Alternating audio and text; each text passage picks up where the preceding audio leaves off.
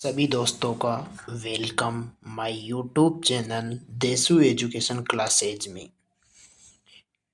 दोस्तों, आज अपन writ exam के लिए कुछ प्रश्न उत्तरी सीरीज चला रहे हैं।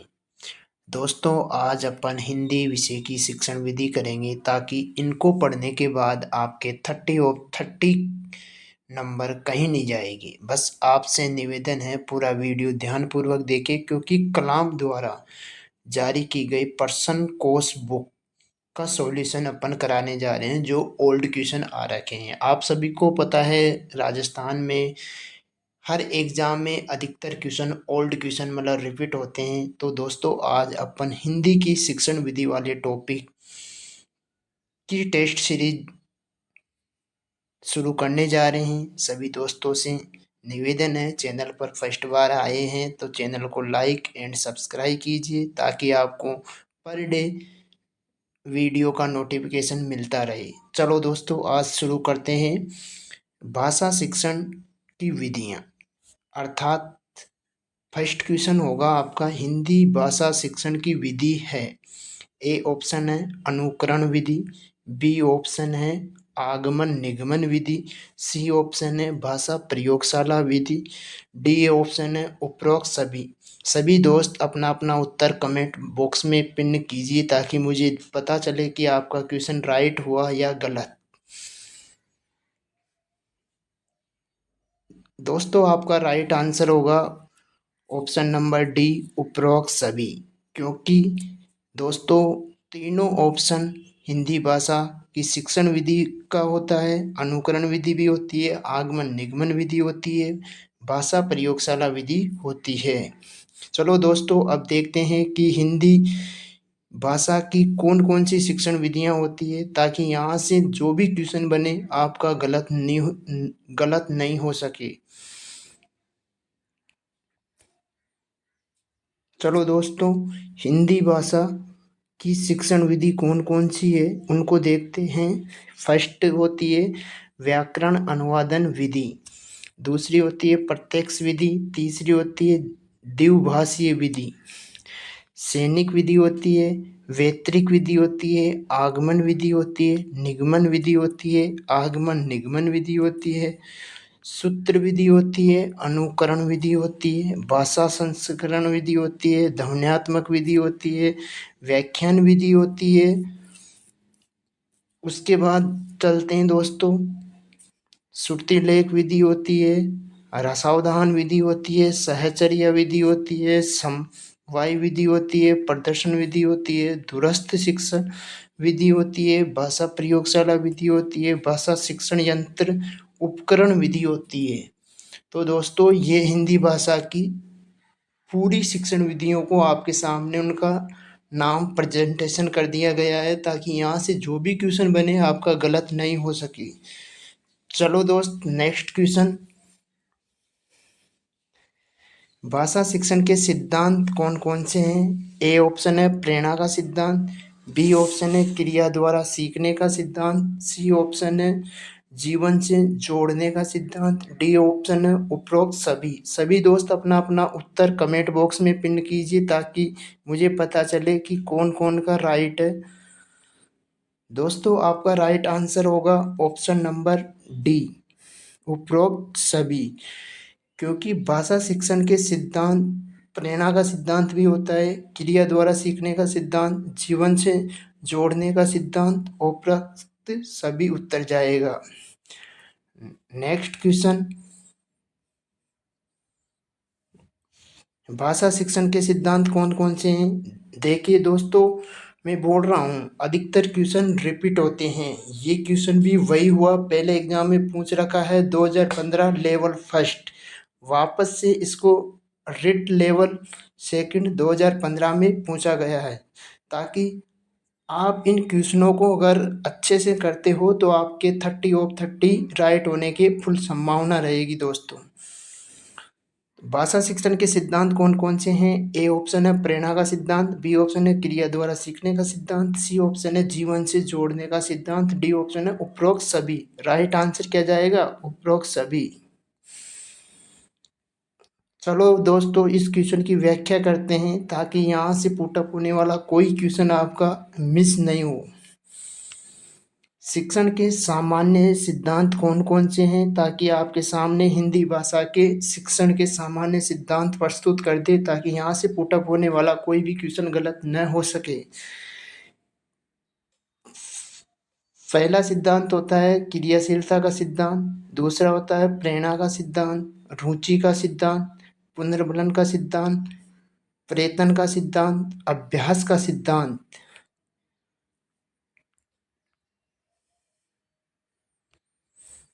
अनुकरण का नियम, स्वाभाविकता का नियम, लोकतांत्रिकता का नियम, बाल केंद्रितता का नियम, स्वतंत्रता का सिद्धांत, सहानुभूति पूर्व व्यवहार का सिद्धांत, लिखने से पहले मौखिक कार्य का सिद्धांत, नियोजन का सिद्धांत,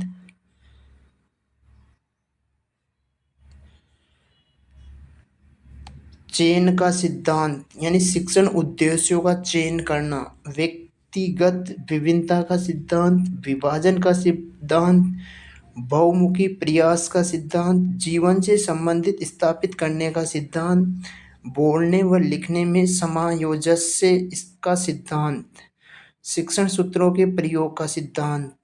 ताकि ये है अपने सामान्य सिद्धांत कौन कौन से होते हैं शिक्षण के 21, ये सबको आपके सामने प्रस्तुत कर दिया गया ताकि इनको अच्छे से पढ़ लेना, ताकि शिक्षण सिद्धांत से संबंधित कोई भी क्वेश्चन आए आपका मिस ना हो। चलो दोस्तों, नेक्स्ट क्वेश्चन करते हैं। आगमन विधि के रूपों की संख्या होती है। दोस्तों, आगमन विधि के रूपों की संख्या होती है, ये क्वेश्चन पूछा गया है writ level first 2015।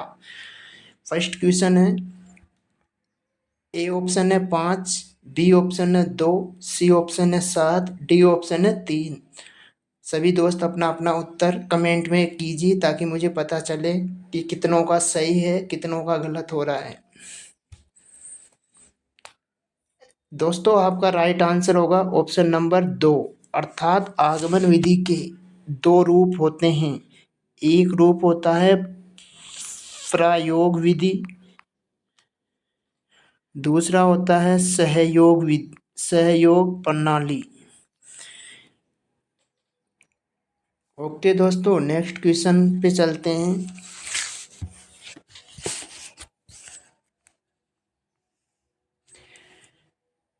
Next question है आपके सामने, वाक्य विश्लेषण के शिक्षण हेतु उपयुक्त विधि है। वाक्य विश्लेषण के शिक्षण हेतु उपयुक्त विधि है। ए ऑप्शन है आगमन, बी है निगमन, सी है गीत अभिनय विधि, डी है उपरोक्त सभी। सभी दोस्त अपना अपना उत्तर कमेंट में दीजिए ताकि मुझे भी थोड़ा क्वेश्चन कराने में अच्छा लगे कि यहाँ बच्चों का राइट हो रहा है। दोस्तों, आपका राइट आंसर होगा ऑप्शन नंबर ए, आगमन विधि। चलो अब आगमन विधि के बारे में पढ़ते हैं ताकि आगमन विधि से संबंधित जो भी क्वेश्चन आए आपका राइट हो।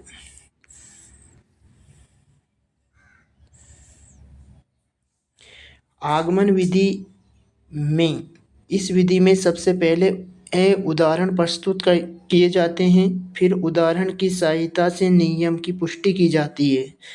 व्याकरण जैसे विषय को आगमन विधि के माध्यम से रोचक सरल बनाया जा सकता है। इसमें पहले कुछ उदाहरण छात्रों के समक्ष प्रस्तुत किए जाते हैं।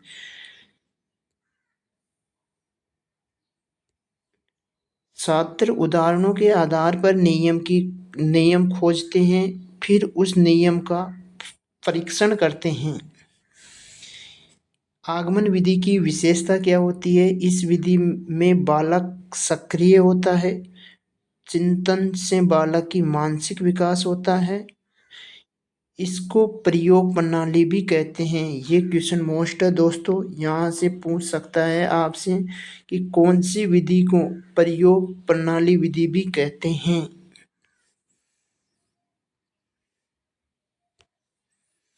आगमन विधि के सोपान यानी आगमन विधि के क्या क्या सोपान होते हैं? उदाहरण प्रस्तुत करना, तुलना, निरीक्षण, विश्लेषण करना, नियमीकरण, निष्कर्ष निकालना, प्रयोग एवं अभ्यास से पुष्टि करना।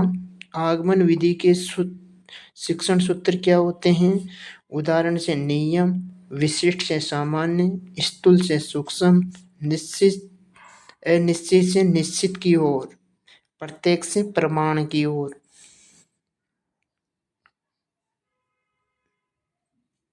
आगमन विधि के रूप अभी बताया था दोस्तों। आगमन विधि के दो रूप होते हैं। प्रायोग प्रणाली, इसमें पहले उदाहरण प्रस्तुत किए जाते हैं, फिर उदाहरण की सहायता से नियम का निर्माण होता है।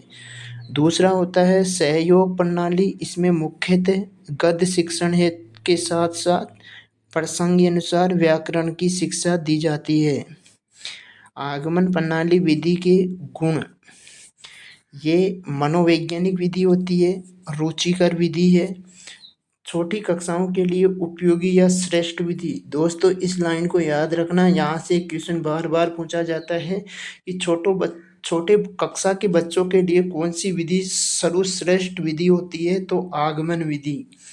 छात्र सक्रिय रहते हैं, बाल केंद्रित विधि है, छात्र व अध्यापकों में अंतःक्रिया होती है, मौलिक चिंतन या मानसिक विकास होता है, अधिगम में स्थायित्व होता है, नवीन ज्ञान प्राप्त करने के लिए छात्र प्रेरित होते हैं।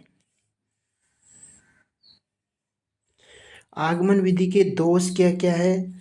तो उच्च कक्षा के लिए अनुपयुक्त विधि है, पाठ्यक्रम समय पर पूर्ण नहीं होता है, समय व श्रम ज़्यादा लगता है, सैद्धांतिक व तथ्यात्मक ज्ञान के लिए अनुपयुक्त है, क्रमबद्धता का अभाव होता है, गलत निष्कर्ष भी निकाल सकते हैं। छात्र इस विधि में गलत निष्कर्ष भी निकाल सकते हैं।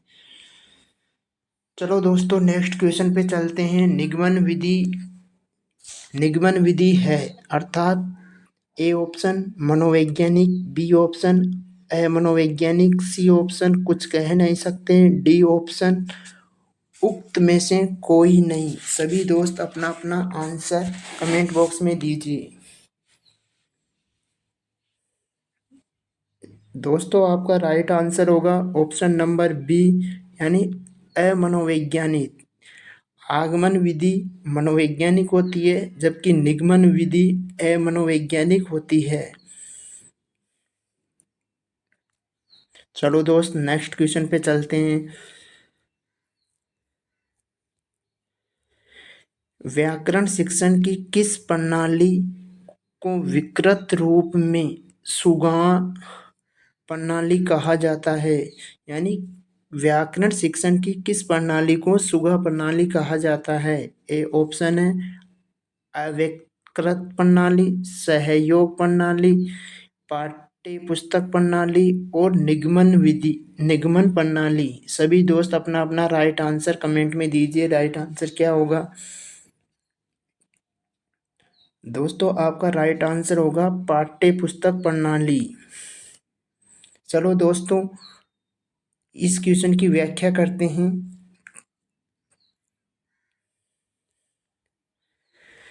निगमन विधि, यह विधि आगमन विधि के विपरीत होती है।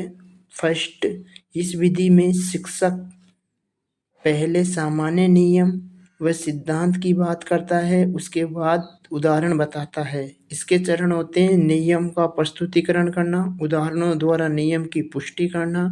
ये लाइन मोस्ट है दोस्तों, इसे याद रखना। प्रयोग या अभ्यास कराना। शिक्षण सूत्र, यानी इस विधि में आगमन विधि के विपरीत शिक्षण सूत्र का प्रयोग होता है।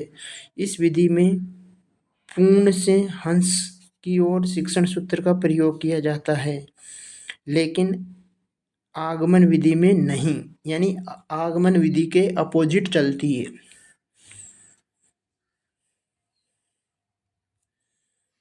निगमन विधि के दो रूप होते हैं, पाठ्य पुस्तक प्रणाली और सूत्र प्रणाली। तो अभी क्वेश्चन आया था आपके सामने, सुगा प्रणाली किसे कहा जाता है? अर्थात पाठ्य पुस्तक प्रणाली को सुगा प्रणाली भी कहते हैं। पाठ्य पुस्तक प्रणाली व्याकरण की पुस्तक में नियमों को रटाना, उदाहरण से अभ्यास करवाना। ये लेन मोस्ट है दोस्तों। सीताराम चतुर्वेदी ने इस प्रणाली को सुगा प्रणाली व तोता प्रणाली कहा है। सूत्र प्रणाली यानी नियम को सूत्र रूप में बांध कर रटा दिया जाता है। निगमन विधि के गुण यानी निगमन विधि के क्या क्या गुण हैं। उच्च कक्षा के लिए उपयुक्त विधि, पाठ्यक्रम समय पर पूर्ण होता है, समय व श्रम कम लगता है, सैद्धांतिक व तथ्यात्मक ज्ञान का उपयोग है, क्रमबद्धता रहती है, छात्र गलत निष्कर्ष नहीं निकाल सकते।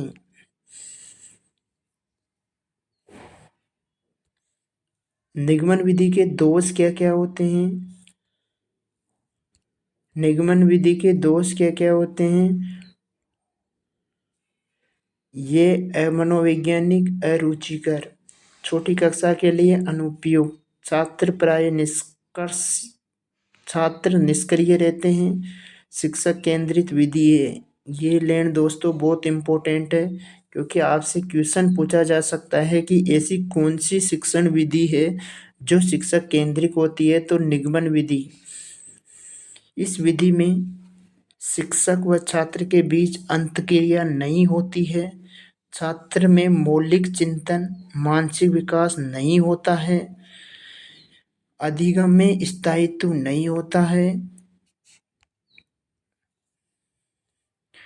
नवीन ज्ञान प्राप्त नहीं होता है। ये नीरस विधि है, यानी इसमें नए ज्ञान की प्राप्ति नहीं होती है, ये नीरस विधि है। इस विधि में छात्र को नियम रटाने पर जोर दिया जाता है, इसलिए इसे अमनोवैज्ञानिक या अरुचिकर विधि कहते हैं। अनुकरण विधि रचना के लिए उपयुक्त है। ये ऑप्शन है शिशु स्तर पर, उच्च स्तर पर, प्राथमिक स्तर पर, इनमें से कोई नहीं। सभी दोस्त अपना उत्तर कमेंट बॉक्स में दीजिए, मैं आपका उत्तर का वेट करता हूँ।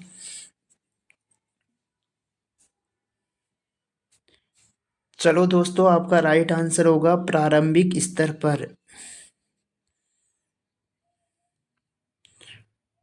नेक्स्ट क्वेश्चन है, लेखन व उच्चारण के लिए अनुकरण विधि का उपयोग है। यानी क्वेश्चन है, लेखन एवं उच्चारण के लिए अनुकरण विधि का उपयुक्त है। ए ऑप्शन प्राथमिक स्तर पर, बी ऑप्शन माध्यमिक स्तर पर, सी ऑप्शन उच्च स्तर पर, डी ऑप्शन सभी स्तरों पर। सभी दोस्त अपना उत्तर कमेंट में दीजिए। राइट आंसर क्या होगा दोस्तों? आपका राइट आंसर होगा प्रारंभिक स्तर पर। चलो दोस्तों, इस क्वेश्चन की थोड़ी व्याख्या करते हैं, ताकि यहाँ से जो भी क्वेश्चन बनता है आपका राइट हो। अनुकरण प्रणाली। अनुकरण प्रणाली, इस प्रणाली के छात्र के सामने एक आदर्श रचना को प्रस्तुत किया जाता है। छात्र उसका अनुकरण करते हुए उसे लिखने का यथार्थ प्रयत्न करता है। इसमें आमतौर पर छात्रों को अपनी संस्मरण शक्ति पर निर्भर रहना पड़ता है। प्रारंभिक कक्षा में भाषा शिक्षण में इस प्रणाली का यथार्थ प्रयोग करते हैं।